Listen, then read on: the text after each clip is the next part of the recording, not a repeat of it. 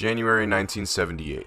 Following a disastrous tour around America, the group that incited an earthquake of shock and obscenity across the UK and the world, the Sex Pistols, had broken up. The announcement sent tremors all throughout the music scene. While neither the first nor the only punk group, the highly influential Pistols' implosion had immediate effects on the then popular punk subculture. The scandalous death of Sid Vicious would soon follow after. And soon enough, it was a new decade. Styles were changing. Goth had risen from the ashes of punk, new wave was on the rise, and punk royalty, Vivienne Westwood, had gone from creating provocative bondage gear to pirate-inspired costumes. Punk was seemingly taking its final breaths, but miraculously, something new was brewing within the American music sphere, something 10 times as electric. By this time, a good number of new bands had begun to sprout up around Southern California, New York, DC, and other local areas in the States. They were starting to release a small catalog of music around the late 70s, but they had not yet reached their full potential. With punk seemingly on the verge of extinction, it seemed right for these new musicians to return to the pure essence of the genre and get more minimal and even more DIY than before. Because of this, the tempos became faster, the riffs more crushing, the lyrics more visceral, and the attitude more intense. So what was this evolution of punk? Many of you may know it by the name of hardcore. So, besides the more aggressive musical approach, what were the differences between 70s punk and hardcore? Well, for starters, where 70s punk groups like Sex Pistols, The Clash, and The Damned had been signed to major labels, this practice was much more rare within the world of hardcore. Bands were much more keen to starting their own independent labels to release their own music, like Alternative Tentacles, founded by Jello Biafra and East Bay Ray of Dead Kennedys, or SST, founded by Greg Ginn. This as well meant that many bands would have to fund their own tours directly themselves and do 100% of the promotion on their own. Another characteristic that separates the two is the fact that there are many different styles of hardcore that were birthed around the US, each with their own manner and styles of doing things. This as well makes it difficult to pinpoint which group, album, or which area came first. So, before we speak about the regional differences, let's speak briefly about the originators of hardcore. There is much debate over which album or which group came first, so I'll do my best to give you the most concrete answer possible. Many agree that one of, if not the earliest hardcore records is Out of Vogue by Orange County's Middle Class, released in January of 1979. But, as well, there was Nervous Breakdown by Black Flag, then fronted by Keith Morris, which released later that same month. As well, it would be a disservice to mention the originators without mentioning Bad Brains, whom have been making music since 1976, with their original band being a jazz fusion group named Mind Power. Now that we have a little background on a few of the founders, let's take a look at the primary regions that birthed hardcore. Home to many influential bands, Southern California had one of the largest hardcore scenes out of any region in the United States, being broken up into mainly 3 sections: Los Angeles County, Orange County, and Oxnard. Let's begin with LA. There were many influential bands that began their careers in the area of Los Angeles, such as Minutemen, Descendants, Circle Jerks, and the aforementioned Black Flag, now fronted by Henry Rollins, to name a few, all contributing to create the distinctly harsh and aggressive sound of Los Angeles that we know today, with Black Flag being regarded as one of the most important groups in the genre, essentially trailblazing a path for other hardcore groups to follow. One, in terms of touring, being one of the first hardcore groups to tour extensively and proving that touring as an independent act was possible. And 2 was the fact that their shocking image, perpetuated by the media, allowed hardcore to grow and expand even further beyond these bounds. Another key characteristic of the area is its distinct visual style, propelled by artists like Raymond Pettibon, Sean Carey, and Rick Clayton, whom were key in creating the in-your-face look that we now associate with hardcore. If we go a little further south, we find ourselves in Orange County, home to Adolescence, Agent Orange, Social Distortion, Shattered Faith, and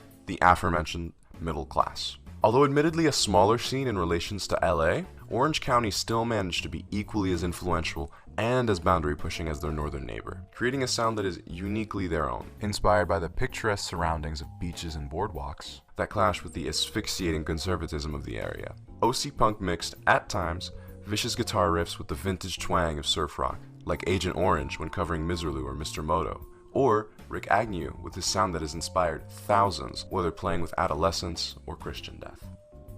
Go a little bit further and we reach our last stop in Southern California, with the seaside city of Oxnard, which developed their own style of the genre, nardcore, by fusing the music with the deep skate culture of Southern California. Notable groups include Aggression, False Confession, Stalag 13, among many more, whom were mainly featured on the Nardcore compilation by Mystic Records. As mentioned before, hardcore was seeing its rise in popularity on the East Coast as well. In DC, bands like Minor Threat and Bad Brains were beginning to bud, the former adhering to their own ideology of straight edge, meaning no smoking, no drinking. Essentially, no participation in any self-destructive behavior whatsoever. Then there's the aforementioned Bad Brains, who were and still are unlike anything you've ever heard before, with their influences stemming from classic punk, but as well deep dub and reggae, mixed with the musical prowess to play tempos faster than the speed of light and then slow it down in the blink of an eye. The ethos of DC was to play hard and play fast. But, most of all, it was to prove that a city seemingly so unpunk could stand on their own and compete with all of the big bands that came to town, such as The Damned, The Clash, or The Cramps. These bands that inspired hardcore acts to take up the music. And of course there's Dischord Records as well, the independent record label launched by Ian MacKaye and Jeff Nelson of Minor Threat. Initially created to release a record from their previous band, Teen Idols, Dischord Records have released many albums and singles from other influential DC acts such as Scream, Void, Government Issue, and The Faith, which, with the help of other indie labels as well, helped to propagate the growth of hardcore throughout the states and cemented DC as a legitimate contributor to the hardcore community. Take a trip up north and we find ourselves in New York, home to many punk legends, comprised of groups such as Murphy's Law, Agnostic Front, and once again, Bad Brains, whom were forced to move north after being barred from essentially every club and every venue in Washington, D.C. due to the sheer intensity of their live shows. Like the punks that came before, many of the performers got their start at CBGB in Max's Kansas City. Early groups of the scene such as Cro-Mags and Agnostic Front were inspired by Skinheads and Oi. And another specific trait of New York hardcore is their embrace of more metal-inspired sounds, following the release of Metallica's first album, Kill 'Em All, which once again led to an expansion of the genre, and soon enough, bands that mixed elements of hardcore, and specifically thrash metal, began to form, most notably Crumbsuckers, Nuclear Assault, and Ludachrist. Many of these groups are known as crossover. Now that we've seen the main regions and all of their differences, let's take a look at what unites all of these artists. Those being a much more intense sound than the original wave of punk that came before, a pure hatred for the Reagan administration of the time, violence experienced at the hands of police, and a very harsh anti-racist sentiment. And as well, it would be an absolute disservice to speak about hardcore without touching on the intense politics that made up a good chunk of the genre. As mentioned before, one of the few things that united punks from all corners of the world was, and still is, their disdain for the police. This was the Reagan era. Conservatism was at an all-time high, and programs such as Parents of Punkers, hosted by the very anti-punk Serena Dank, were the norm. Tensions between punks and pretty much everyone else were on the rise, and many punks felt the backlash. The stories of the clashes that the members of Black Flag had with the police may be some of the most famous examples. Greg Ginn has recounted many stories of being roughed up by police, as well as Raymond Pettibon, who had been clubbed in the head. So we're out there for like 2 hours handing out flyers and just picking them up after people drop them or throw them at our heads and stuff. And I'm about to hand out more flyers, and all of a sudden, Chuck Dukowski, the bass player at the time, grabs my arm and throws me. I go flying through the air, flyers flying everywhere. This thing whizzes past my ear, like, ew. I go ass over tea kettle onto the ground, bumping into this small retaining wall that blocks the sidewalk from the parking lot. I get up thinking, like, what the fuck was that about, man? I was just gonna hand out a flyer. Why did he throw me around like that? And what was that thing that passed my ear? I get up, it's a cop on a horse, going by me, just following through with his billy club. Basically, he was the polo player, I was the punk rock polo ball. And it went by my ear. I think it was aimed for right at the back of my head. And I felt it go by my ear. That shit was going fast. If that hit me in my head, my fucking brains would have come through my nose, you know?